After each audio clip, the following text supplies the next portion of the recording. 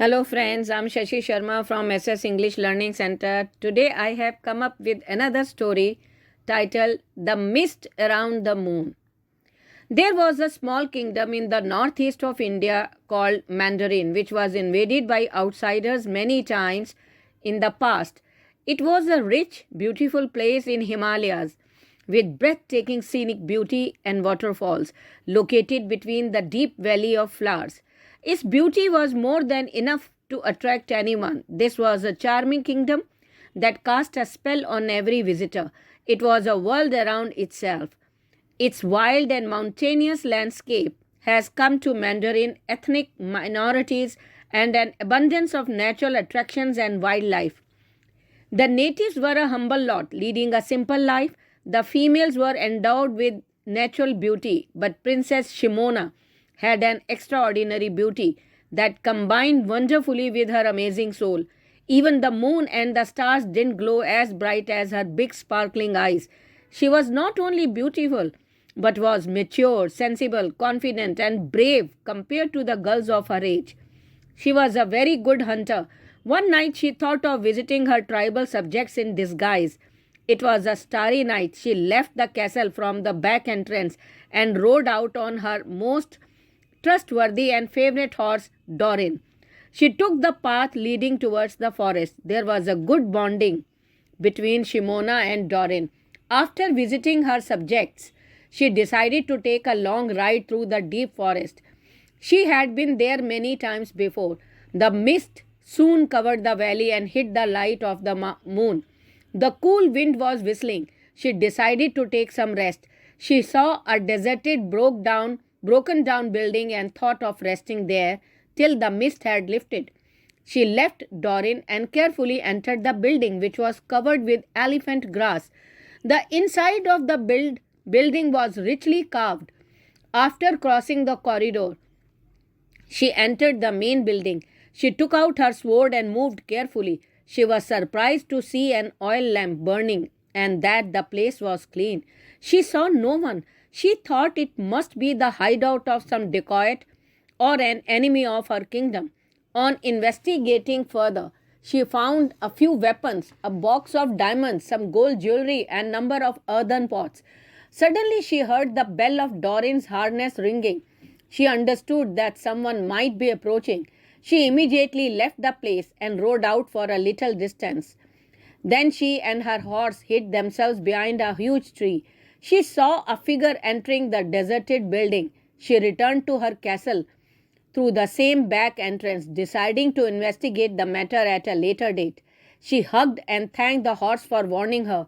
Soon she lay on her bed and kept on thinking about the figure. She decided to visit the place again after a week on a moonlit night. At last, the night came and she left the castle. The moon was in its full glow.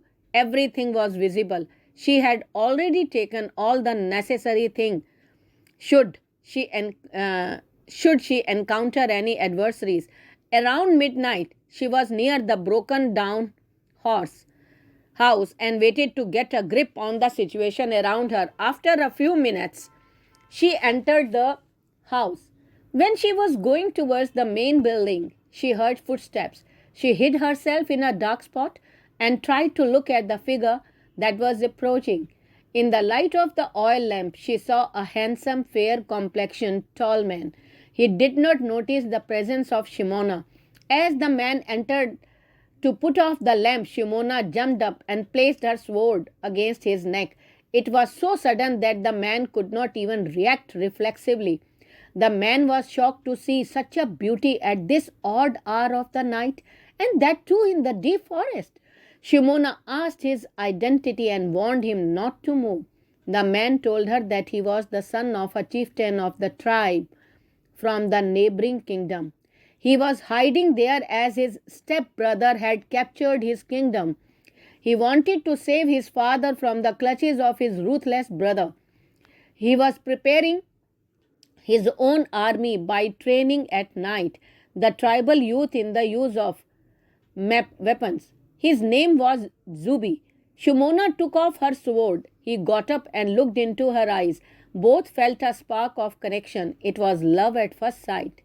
Shimona promised to keep coming there to meet him. The moon was the only witness of their true love. No one knew about their meetings. One day, Zubi came a little late near the lake and he had a deep cut on his hand. Shimona immediately collected some herbs and dressed his wound. While doing this, she felt as if someone was nearby.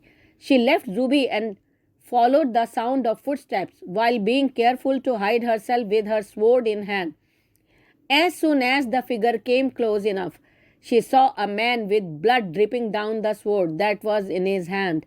She realized that this was Zubi's stepbrother, and so she struck off his head. Zubi ran towards them and was shocked to see his brother dead and his beloved with a blood-stained sword in her hand. He was happy to see the dead body and thanked Shimona for saving his kingdom. He promised to serve her till his death. He kissed her hand. Next day, the people of Zubi celebrated his victory and found the dead body of the ruthless man. No one knew what had really happened the night before, as the mist had engulfed the moon and the mystery. Both the kingdoms got united and became a strong country. Thank you.